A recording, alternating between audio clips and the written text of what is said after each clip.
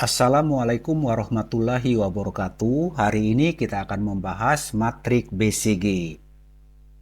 Matrik BCG ini dikembangkan oleh Bruce Henderson pada tahun 1970. Matrik BCG adalah analisis portofolio bisnis, banyak digunakan oleh perusahaan-perusahaan besar dan ternama dalam menentukan strategi bisnisnya. Dalam matrik BCG ini ada dua indikator utama. Yang pertama adalah tingkat pertumbuhan bisnis. Yang kedua adalah pangsa pasar relatif. Dalam tingkat pertumbuhan bisnis ada titik tengahnya. Titik tengah pertumbuhan bisnis kita menggunakan sumber gambar dari Whelan. Dalam gambar yang digunakan, titik tengah pertumbuhan adalah 10%. Jika di bawah 10%, berarti tingkat pertumbuhannya rendah. Tetapi jika di atas 10%, pertumbuhannya cukup tinggi. Sekedar catatan, angka 10% umumnya digunakan sebagai patokan atau asumsi standar dalam berbagai analisis, seperti perencanaan bisnis, proyeksi keuangan, maupun penilaian kinerja. Nilai ini tidak mutlak, tapi dianggap moderat atau normal ketika data spesifik tidak tersedia. Indikator kedua adalah pangsa pasar relatif. Titik tengah pangsa pasar relatif ini adalah 1. Jika dia di bawah 1, berarti pangsa pasar relatifnya rendah. Tetapi jika di atas 1, pangsa pasarnya tinggi. Dalam matrik BCG ada 4 kuadran. Kuadran pertama adalah STAR. STAR ini menunjukkan pasar sedang tumbuh dan pangsa pasar sangat kuat. Dalam posisi STAR, maka manajemen dapat melakukan ekspansi atau investasi. Nah, contoh kasus dalam STAR ini adalah mobil BYD dan Wuling ya. Keduanya masuk dalam kategori STAR. Kuadran kedua adalah cash cow. Cash cow ini menunjukkan bahwa pertumbuhan pasar mulai menurun atau stabil, tetapi perusahaan memiliki pangsa pasar tinggi. Tindakan yang dapat diambil oleh manajemen perusahaan adalah mempertahankan posisi dan mengoptimalkan keuntungan. Contoh kasus dalam cash cow ini adalah mobil Avanza. Kita tahu mobil Avanza pertumbuhannya adalah stabil ya, dan pangsa pasarnya cukup tinggi. Maka dia masuk pada cash cow. Dapat dikatakan cash cow ini menunjukkan perusahaan mapan. Kuadran ketiga adalah question mark atau tanda tanya. Question mark ini pasar sedang berkembang pesat, tapi produk belum begitu kuat atau market share-nya masih kecil. Posisi question mark ini bila pangsa pasarnya naik, maka dia naik ke bintang.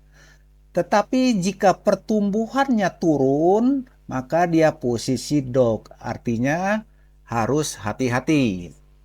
Tindakan manajemen kembangkan perusahaan atau selektif strategi ya.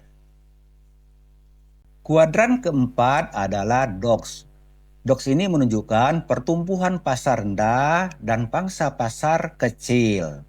Tindakan yang dapat dilakukan oleh manajemen adalah melakukan likuiditas atau merger. Contoh kasus adalah pada smartphone BlackBerry. BlackBerry ini dulu sangat terkenal. Posisinya di STAR. Namun kemudian dia turun tajam ke DOX.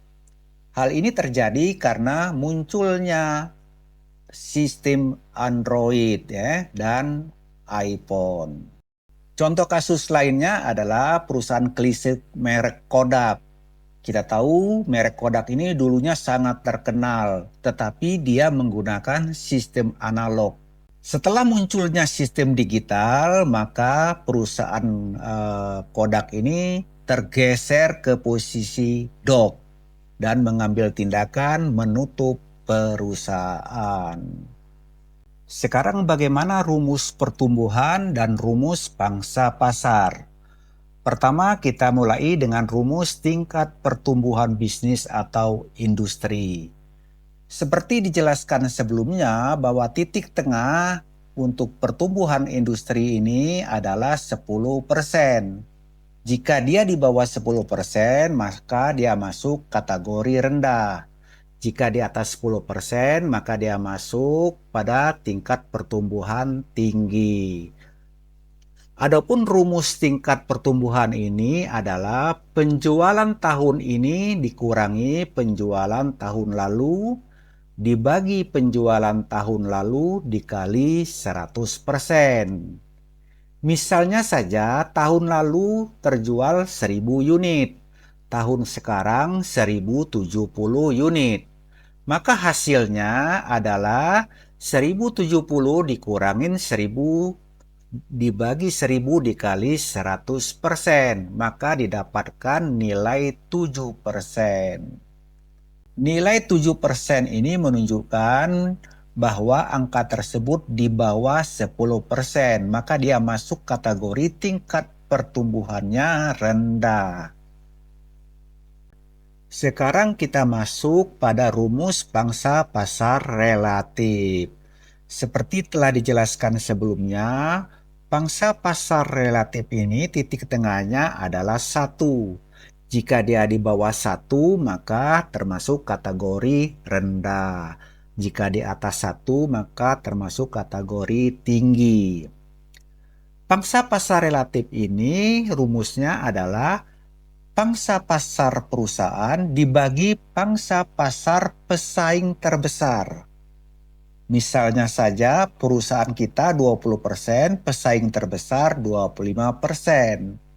Maka hasilnya 20 dibagi 25 sama dengan 0,8. Posisi 0,8 ini adalah di bawah 1, maka dia masuk kategori rendah.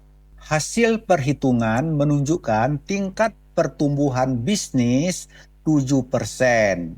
Di bawah 10%, ini menunjukkan tingkat pertumbuhan rendah. Sedangkan hasil pangsa pasar adalah 0,8. Sedangkan titik tengah adalah 1. Sehingga hasilnya menunjukkan rendah. Artinya posisi perusahaan masuk dalam kategori DOX. Dalam kategori DOX ini, manajemen perusahaan perlu melakukan analisis-analisis yang mendalam. Tidak boleh berdiam diri. Karena lingkungan begitu cepat berubahnya. Kalau tidak, kita akan tergilas oleh waktu. Demikian, wassalamualaikum warahmatullahi wabarakatuh. Semoga bermanfaat. Amin.